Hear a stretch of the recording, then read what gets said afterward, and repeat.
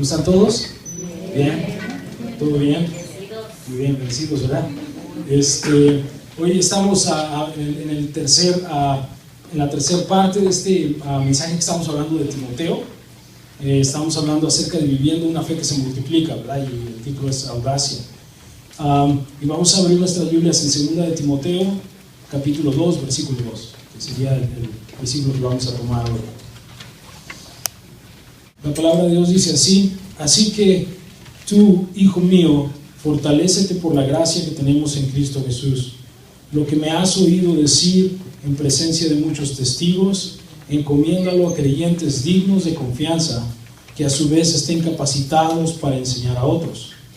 Comparte nuestros sufrimientos como un buen soldado de Jesús. Ningún soldado que quiera agradar a su superior se enreda en cuestiones civiles. Asimismo, el atleta no recibe la corona de vencedor, sino compite según el reglamento. El labrador que trabaja duro tiene derecho a recibir primero parte de la cosecha. Reflexiona en lo que te digo y el Señor te dará una mayor comprensión de todo esto. Vamos a hacer una oración para que el Señor nos ayude con esta palabra. Señor, queremos darte gracias, Señor, porque tú nos dejaste, Señor, tu palabra, y porque podemos escuchar, Señor, lo que Pablo le decía a Timoteo en esta carta. Te pedimos, Señor, que esta palabra sea para nosotros hoy, Señor, que la hagamos propia, que nos apropiemos de cada una de las cosas que tú quieras hablarnos hoy, Señor. Te pido, Señor, que me uses a mí también, Señor, para poder hablar esta palabra, Señor, y que cada uno de nosotros pueda recibirla. En el nombre de Jesús oramos. Amén. Amén. Pues bueno, como habíamos dicho, la serie trata acerca de cómo uno pasa la fe, ¿verdad? Y es lo que hemos estado hablando, de cómo la fe es algo que nosotros recibimos de alguien más, que se nos fue dado y nosotros lo pasamos a otras personas. Y hace 2 semanas hablábamos acerca de la timidez, y la semana pasada hablábamos acerca del temor. Cómo la timidez era un estorbo para que el mensaje se propagara, ¿verdad? Y Pablo le dice a Timoteo: deja la timidez. Y la otra cosa que le decía es que no tengas temor, ¿verdad?, del sufrimiento. Entonces, el sufrir es algo que la palabra misma nos dice que vamos a pasar si es que nosotros predicamos la palabra. En algunos lugares decíamos que es más marcado, ¿verdad?, el sufrimiento, en algunos lugares menos, pero es parte de decir la palabra, ¿no? Que a veces la gente nos pueda que podamos tener algún problema con alguna persona, o incluso un problema espiritual, ¿verdad? Porque estamos hablando de un mensaje que es espiritual, no nada más es un mensaje que le damos a cualquier persona, sino es un mensaje que tiene un significado espiritual, y por lo tanto también hay cosas espirituales, ¿verdad?, que se mueven en todo eso. Entonces, tenemos que dejar la vergüenza y tenemos que dejar el temor, ¿verdad? Eso era lo que estábamos hablando. Y hoy vamos a hablar acerca del valor del mensaje, ¿verdad? Porque Pablo le dice a Timoteo: lo que has escuchado de mí ante muchos testigos, esto encomiéndalo, ¿verdad? ¿Qué quiere decir el valor? Vamos a hablar acerca del valor del evangelio, del mensaje que compartimos. Y todo lo que, si nosotros volteamos a nuestro alrededor aquí, por ejemplo en este cuarto o en cualquier lugar que estemos, todas las cosas a nuestro alrededor tienen un valor, ¿verdad? Todas las cosas tienen un valor, y un valor es prácticamente una medida que se le da para calcular cuánto se estima una cosa, ¿verdad? Por ejemplo, yo puedo decir que este púlpito aquí tiene un valor, costó algo, cuesta algo, si queremos hacer otro nos va a costar algo. Igual las sillas, igual las luces, la electricidad aquí tiene un costo, la calefacción tiene un costo, todo lo que volteemos alrededor tiene un costo. Y a veces es económico, a veces no es económico, a veces es solamente un valor sentimental, ¿verdad? Ya han escuchado ustedes hablar de eso, ¿verdad? Yo escuchaba una vez a una señora que decía que se le habían mojado unas fotos de un valor sentimental muy grande, y entonces estaba muy triste, pero ella pudo calcular cuánto valían esas fotos en dinero, ¿verdad? Porque ella quería una remuneración. Entonces uno puede tener cosas que tienen valor sentimental y uno las puede calcular, ¿no?, de acuerdo a lo que valen. Y hay cosas que son a veces, por eso es que uno dice que hay cosas que son irreales, ¿verdad? Como que son precios irreales, porque, por ejemplo, a veces uno quiere comprar algo que es muy caro, que la verdad no cuesta mucho hacerlo, pero que el valor, la estima que tiene la gente por ese producto es tan grande que la gente paga lo que cueste, ¿verdad? Aunque sea barato hacerlo, no tiene nada que ver con el producto mismo, cómo se procesa, cómo se hace, sino más bien el valor, la estima que uno le da. Y yo no sé qué valor o estima, alguna vez se han preguntado a su pareja o a algún familiar, oye, ¿cuánto me estimas? Le han preguntado, o alguna vez alguien le ha preguntado, ¿cuánto me estimas tú a mí? Tiene un valor usted también, su amistad, su relación, o sus amigos, ¿verdad? ¿Sí? Entonces, todo eso tiene un valor y se puede medir de acuerdo a la estima, ¿verdad? Y hay algunos estaban abrazando, ustedes no se dieron cuenta, pero algunos estaban abrazando porque se dieron cuenta, ay, de veras tienes estima, y puso la mano al que está al lado. Hace algunos años, cuando llegué a Estados Unidos, una vez vine de pequeño de vacaciones, y pues yo no sabía nada acerca del dinero, ¿no? Cuando uno llega a este país el dinero es diferente, y obviamente la moneda es diferente. Y cuando nosotros llegamos aquí, yo estaba jugando con mis primos y yo traía dinero porque para que yo viniera esa vez, me acuerdo que por mucho tiempo estuvimos guardando monedas y las guardamos en un bote y las guardamos en un bote y traíamos, entonces yo guardé todas esas monedas y me las traje a Estados Unidos. Bueno, las guardábamos con mi familia, ¿verdad? No solo yo porque era un niño, pero me mandaron y las cambiamos, y cuando las cambiamos teníamos muchas monedas de aquí americanas. Y cuando llegué con mis primos me dijeron, oye, ¿cuál de estas monedas vale más? Y déjenme enseñárselos a ustedes. Y esto a lo mejor les pasó a alguien. Ahorita vamos a ver en las pantallas cuál de esas monedas vale más. Si uno se deja guiar por el tamaño de la moneda, si uno piensa que la más grande vale más, entonces uno diría la de 5 centavos vale más dinero, ¿verdad? Pero si uno sabe el valor que tiene, uno se da cuenta que la de 10 centavos vale más. Y eso pasaba en México. También teníamos una moneda que era enorme, grandota, y que cuando uno le decía a su hijo, ¿cuál quieres, esta o esta, no? Y siempre uno escogía la más grande, ¿no? Uno decía, yo quiero esta, ¿no? Aunque valía menos. Y me acuerdo que ellos me hacían esa pregunta, ¿no? Te cambiamos tus monedas grandes por tus monedas chiquitas por monedas grandes, porque valen más. Y yo lo sabía, ¿no? Después me dijeron, ¿verdad? No, eso no es verdad, ¿no? Pero es verdad que a veces el valor que nosotros encontramos en una cosa, a veces no tiene nada que ver con la apariencia de la cosa, ¿verdad? Y a veces nosotros, si nosotros empezamos a pensar en el Evangelio, en el mensaje que nosotros compartimos, tiene un valor incalculable, pero muchas veces se minimiza el valor por cómo se ve. Por cómo se ve. Imagínense a Cristo ahí crucificado, no se ve nada agradable, pero es el regalo más grande que nos pudieron haber dado. Es el más grande regalo que pudimos recibir. Hablando de eso, algunas veces a ustedes le han tratado de regalar algo como a lo mejor alguna pintura, esas son cosas extrañas.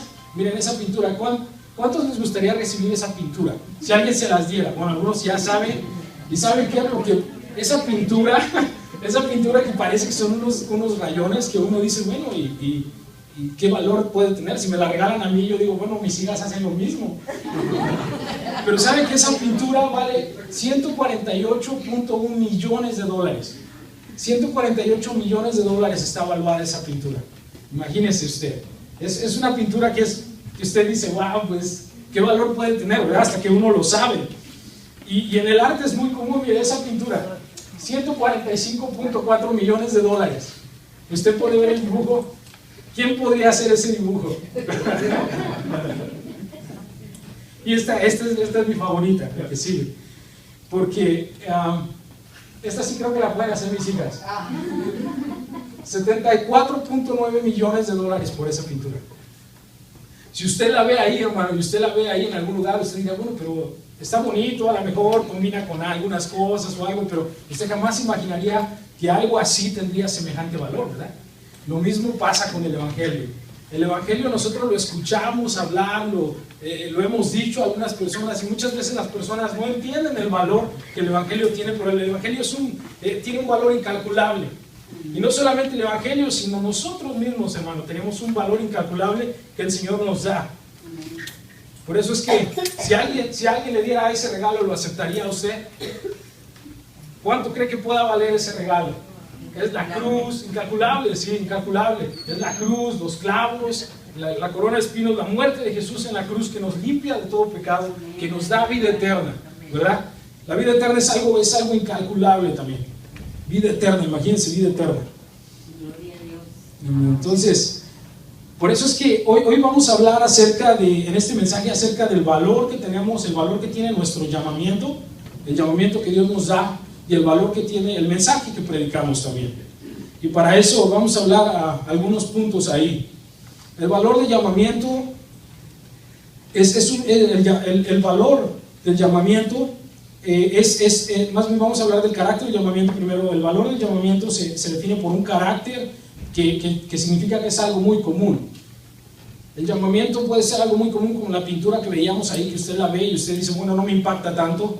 Y fíjense lo que dice la palabra. Si nosotros fuéramos a 1 Corintios 1:26, dice: hermanos, consideren su propio llamamiento.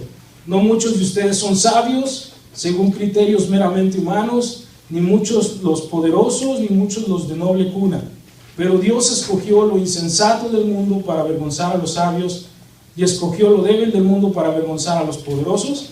También escogió Dios lo más bajo y despreciado, y lo que no es nada, para anular lo que es, a fin de que en su presencia nadie pueda jactarse. Imagínense, Dios escogió lo menos inteligente, ¿verdad? O sea, usted y yo, y esto a veces a uno como que le duele, ¿verdad? Porque el Señor le dice a uno: ustedes no son sabios, ustedes no son entendidos, ustedes no son poderosos, mas en cambio ustedes son los portadores de ese mensaje. Porque el Señor decidió en su soberanía escoger que nosotros fuéramos los portadores de ese mensaje. Es un llamamiento de gente común. Si nosotros nos ven en la calle, hermano, y dijeran cuánto das por esa persona, a lo mejor alguien diría, pues no mucho, ¿verdad? Porque nuestro valor aparentemente no es grande, ¿no? Y si uno se baja, de repente ve uno a uno de estos, a lo mejor artistas o un atleta, ¿no? Que se baja de esos carros carísimos, con joyas y muy bien vestido, y usted dice, ¿cuánto das por esa persona? No, pues bastante, ¿no? Porque la apariencia a veces nos da a entender que lo que nosotros tenemos no vale, pero ¿sabe qué? El mensaje que usted y yo predicamos vale mucho más de lo que otras personas puedan tener. Ese es que el llamamiento está en gente común. El llamamiento no solamente es algo que usted y yo recibimos porque somos débiles, sino porque alguien más no lo recibió, que sería la segunda parte. En Lucas 14:16-23 nos diría que cierto hombre preparó un gran banquete e invitó a muchas personas.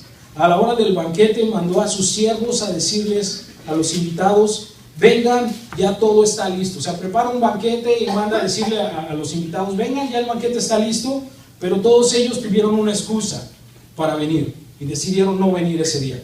Dijeron: ¿sabes qué? Es que yo tengo una tierra por ahí que me acabo de comprar, tengo que celebrar esto y aquello. Y terminó sin llegar esa gente. Pero nos dice la palabra que entonces el señor, el dueño de la casa, se enojó mucho y mandó al siervo: sal deprisa por las plazas y los callejones del pueblo y trae acá a pobres, inválidos, cojos y ciegos.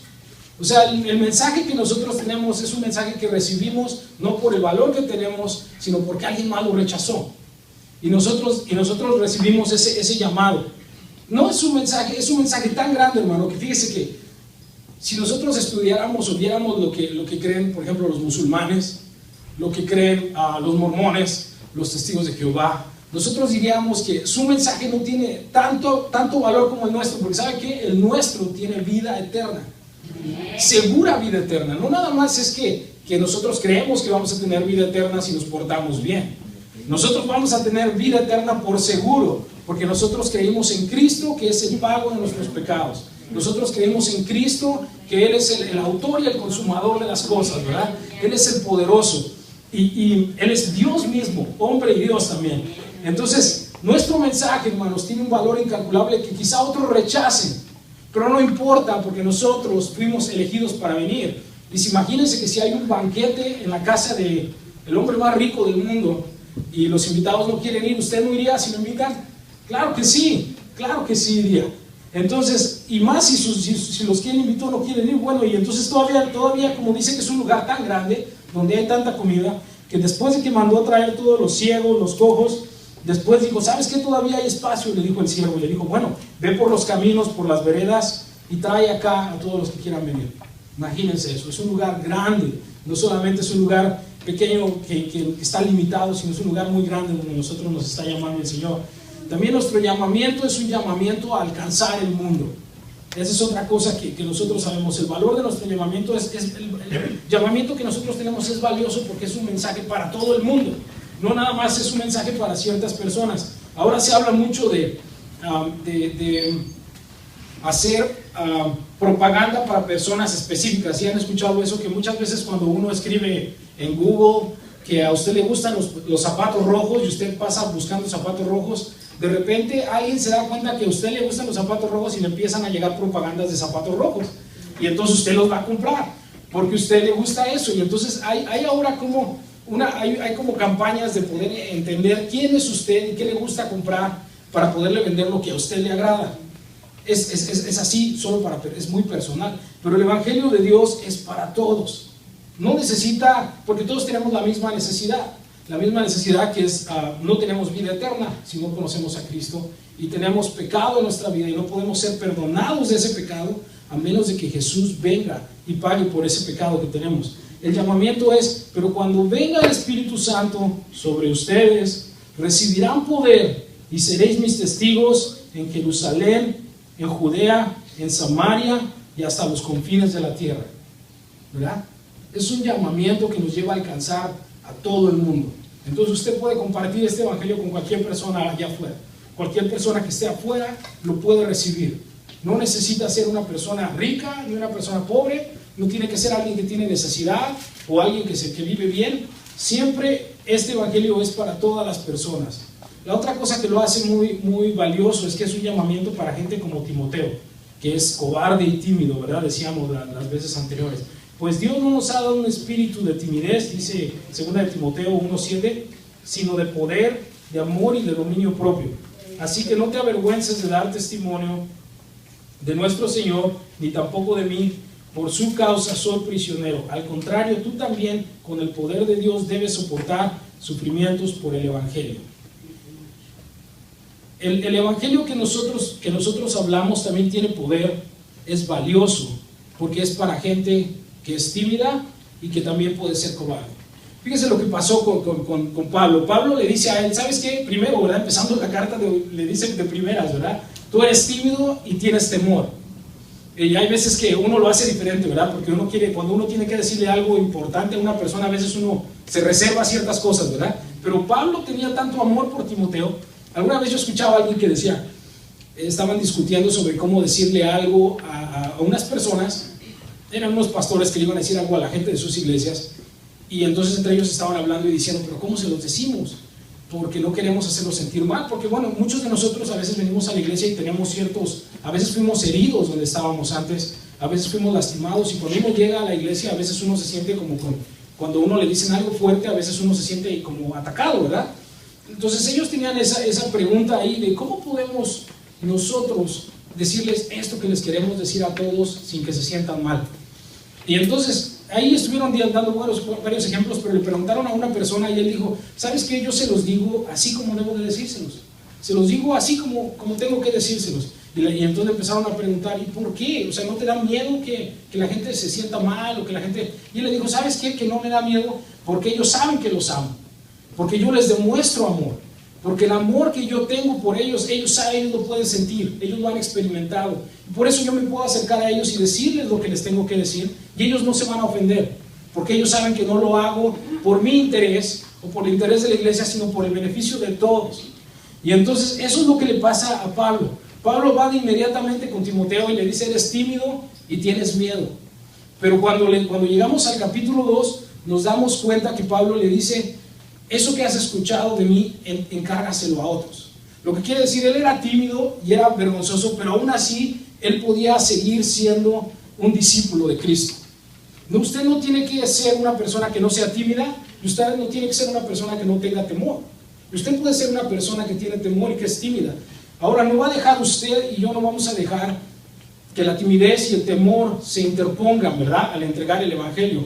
Pero el llamado sigue siendo para cada uno de nosotros.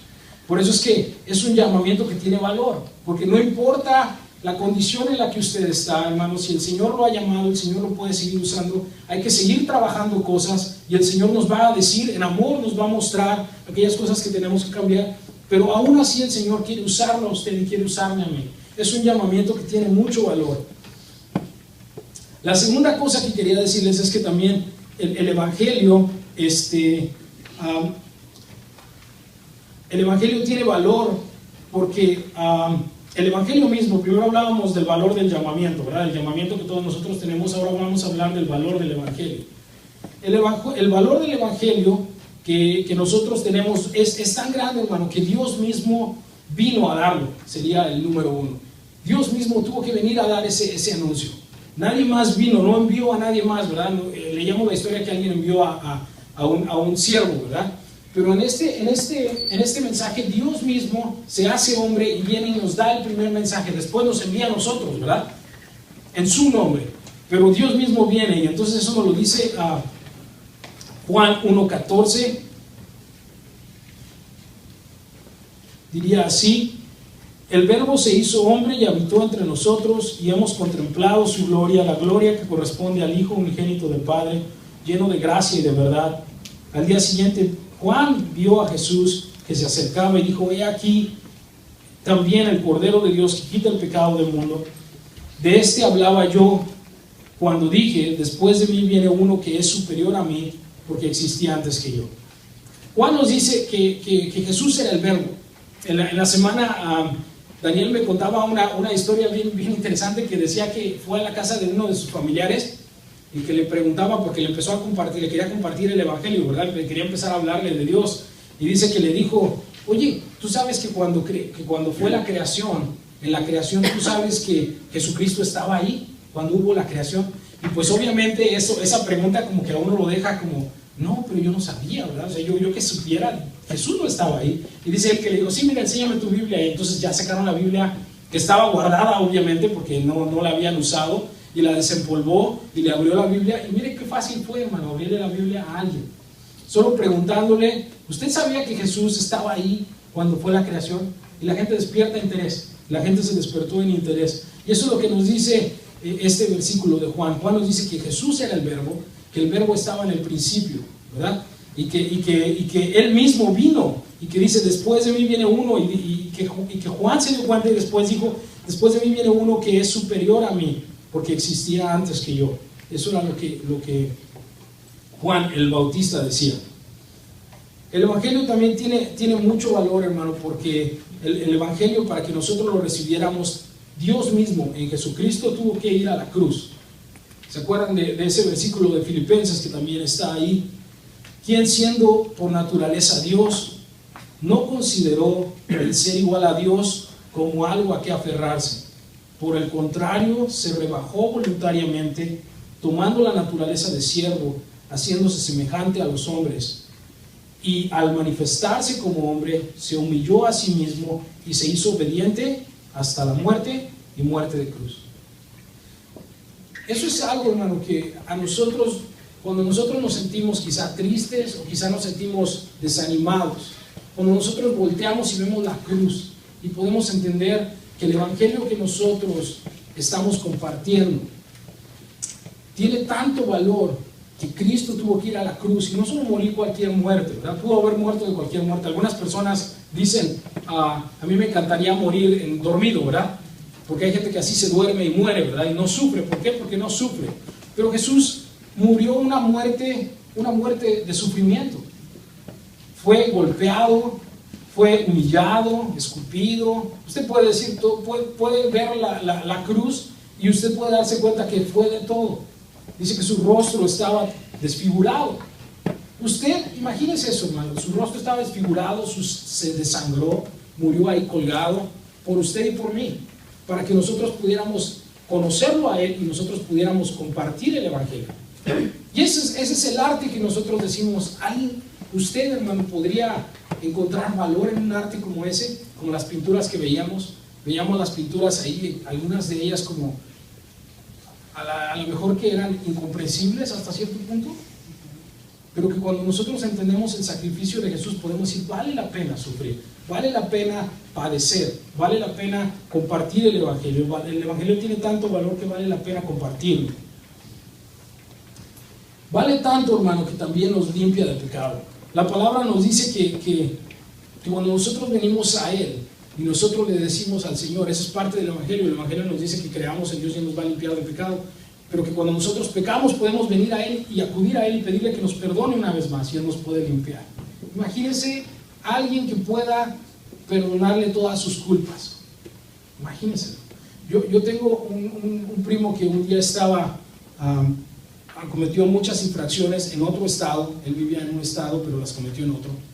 Y se le acumularon, ¿verdad? Y usted sabe cómo se multiplica eso, ¿verdad? De repente a los meses le cobran doble y doble y doble. La cuestión es que debía como $5,000. Ya, y le mandaron una carta, le dijeron, si tú no nos pagas eso, nosotros te vamos a llevar preso, porque ya es mucho tiempo. Y entonces él estaba dispuesto, buscó un préstamo listo para ir a pagar. Y cuando llegó a la corte, hermano, él es creyente también, y bueno, obviamente hay que pagar, eso no se hace, ¿verdad? Son cosas que uno tiene que aprender. Pero cuando él llegó a la corte, hermano, y él preguntó, ¿dónde están los tickets que debe? Y entonces el juez empezó a buscar, y empezaron a buscar los papeles, y no encontraron nada. Se habían perdido los papeles que a él lo llevaban para pagar esa deuda. Se perdieron, hermano. Y entonces él se quedó con el dinero y no sabía si pagar o no. Bueno, el juez le dijo, ¿sabes qué? Porque no encontramos los papeles, estás perdonado. Y le perdonaron la deuda, y él estaba feliz, increíble. Pero imagínese usted que le perdonen todos sus pecados, hermano. Los que hacía de niño y los que hace ahora. Dios tiene, el Evangelio tiene tanto valor, hermano, que puede lavarnos de pecado. Y no solamente los que estamos experimentando ahora, sino los que iremos a cometer. El Señor nos dice, no anden en pecado, ¿verdad? No caminemos en pecado, no es un estilo de vida. Pero Juan nos dice, pero ciertamente todos pecamos, ¿verdad? Y el Evangelio también tiene valor, tiene tanto valor que es algo que usted puede compartir. Las joyas, uno no las esconde, ¿verdad? Las joyas uno no las guarda cuando uno sale a una fiesta, ¿verdad? Cuando uno va a una fiesta uno se pone las joyas. Y uno no las pone en su cajón y se las pone escondidas, uno las pone enfrente, que la gente las vea. Porque lo que tiene valor, hermano, usted lo quiere enseñar. Le apuesto le aseguro que estas personas que tienen esas pinturas que enseñábamos, no las tienen guardadas en un lugar. A lo mejor están en un museo, pero están expuestas para que todo el mundo las vea. Y si usted quiere ver esa pintura que vale 140 millones, usted puede ir y decir, ¿dónde está? Yo la quiero ver. Y se la van a enseñar. No se la van a ocultar, no le van a decir, no, usted no la puede ver. Ellos tienen eso para mostrarlo, pues. Si usted tiene un evangelio, hermano, usted lo tiene porque quiere compartirlo. Usted lo tiene porque usted lo quiere enseñar. Usted quiere enseñarlo. Y vale tanto, hermano, que Pablo le dice a Timoteo, tú puedes sufrir por él. Tú puedes sufrir por él. Le diría en 2 de Timoteo, y leíamos esa parte cuando le dice, pero del versículo 3 al 7, que dice, comparte nuestros sufrimientos, Timoteo, como un buen soldado de Cristo. Ningún soldado que quiera agradar a su superior se enreda en cuestiones civiles. Lo que quiere decir es que el soldado está dedicado a lo que está haciendo. Y si es soldado, es más, a veces se los llevan a una base militar y los tienen encerrados y no se enredan en nada más, ellos están ahí todo el tiempo. Lo que quiere decir es que tiene tanto valor que usted puede dedicarse de lleno a esto. Y le dice también, no es que es como un atleta, así también es como un atleta que no recibe la corona si no se compite según el reglamento. Entonces el evangelio también, hermano, vale tanto que vale la pena hacer las cosas bien, sufrir, porque el que hace trampa, yo me acuerdo muy bien cuando en México era muy famoso el correr la caminata rápida, esa caminata olímpica, y hay tanta gente a la línea mirando que los pies no se despeguen, ¿verdad? Porque tienes que dar un paso sin levantar el otro pie. Esa es la cuestión de la caminata. Y el que levanta los pies para como que está corriendo, entonces está haciendo trampa. Y hay gente que lo está mirando, pero vale la pena, hermano, que nosotros nos esforcemos y hagamos las cosas como las tenemos que hacer. Porque tiene valor. Ese sufrimiento tiene valor. El que trabaja puede trabajar duro. Fíjese, y esta es una parte importante porque hay gente que le gusta trabajar y pedir un adelantado, ¿verdad? No, a veces uno va y dice, ¿sabes qué? Pero quiero un down payment. No, yo te voy a hacer el trabajo, pero necesito que me des la mitad, ¿verdad? Pero nos dice que el evangelio, hermano, nosotros podemos trabajar fuerte. Y cuando venga el pago, hermano, el pago no va a venir ahí, sino el pago va a venir después. Cuando venga el pago, dice que el que trabajó duro tiene derecho a recibir primero lo de la cosecha. Y él compara a los que siembran, ¿verdad? Usted siembra ahí en la semilla y usted espera que crezca. El que trabajó duro primero recoge. Entonces el evangelio tiene tanto valor que nosotros podemos trabajar duro por él también.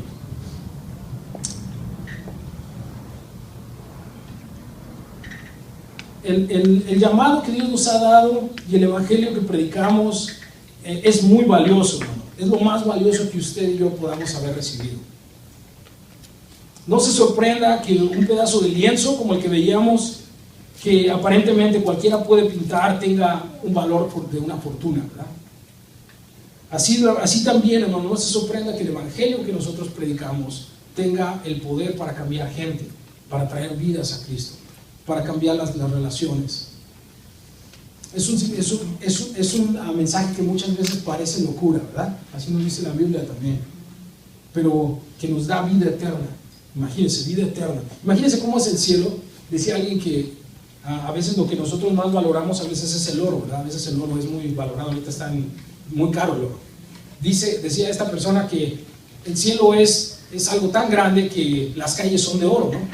Porque bueno, lo que está ahí es tan valioso que usted lo puede pisar, pues el oro usted lo puede pisar y puede andar por ahí caminando en él, como que no vale nada, ¿verdad? Porque lo más valioso, hermano, ahí en ese lugar es la vida eterna, la presencia de Dios, estar en su presencia. Lo que nosotros consideramos valioso lo pisamos y caminamos solo para andar por él. Y lo que a nosotros nos asombraba está ahí nada más, como algo más que usamos, algo más que nadie más quiere, un lingote de oro, porque pues ahí está en el piso. Nosotros lo que queremos es la presencia en el lugar, la presencia de Dios en el cielo. Esto es lo que, ¿sabe cómo termina Timoteo? Está encarcelado. ¿Qué le habla a usted de eso? De alguien que estaba dispuesto a escuchar, de alguien que estaba dispuesto a cambiar, de alguien que estaba dispuesto a sufrir por el evangelio. Quizá Timoteo fue tímido en algún tiempo, se avergonzaba en algún tiempo. Y ¿sabes qué? Pablo le dijo, eso no te descalifica, tú tienes que seguir, pero tienes que cambiar. Y el Señor nos dice a nosotros, ¿saben que nosotros tenemos el propósito ¿se acuerdan cuál es el propósito de la iglesia? ¿Sí? ¿Se acuerdan? ¿Alguien lo quiere? Amor. Ajá. Ser una familia de amor que coopera con Dios, haciendo discípulos, ¿verdad? Haciendo discípulos. Devotos y fructíferos. Bueno, aquí ya estamos hablando de un Timoteo devoto, ¿verdad? Y fructífero. Aquí está ya dando frutos, ya se está viendo que algo pasó. Nosotros, hermanos, estamos llamados a ser discípulos. Nosotros estamos llamados a predicar la palabra con todo el mundo. La palabra tiene un valor incalculable. Así es que vamos a pasar la fe, vamos a pasar la estafeta. ¿Se acuerdan que hablábamos de que la fe es como una estafeta, ¿verdad? Y esa es la imagen que tenemos en nuestro boletín. Esos corredores pasando la estafeta de la fe, ¿verdad? Diciéndole al siguiente corredor, te toca a ti, es tiempo de tomarla. Y a lo mejor es tiempo de que nosotros la tomemos. A lo mejor es tiempo de que nosotros estemos corriendo nuestra carrera. A lo mejor ya la tomamos, es tiempo de que sigamos corriendo. Como decía, sufre penalidades como buen soldado, como buen atleta. El Señor nos invita, hermano, a pasar el mensaje. Nunca pasará, nunca pasará.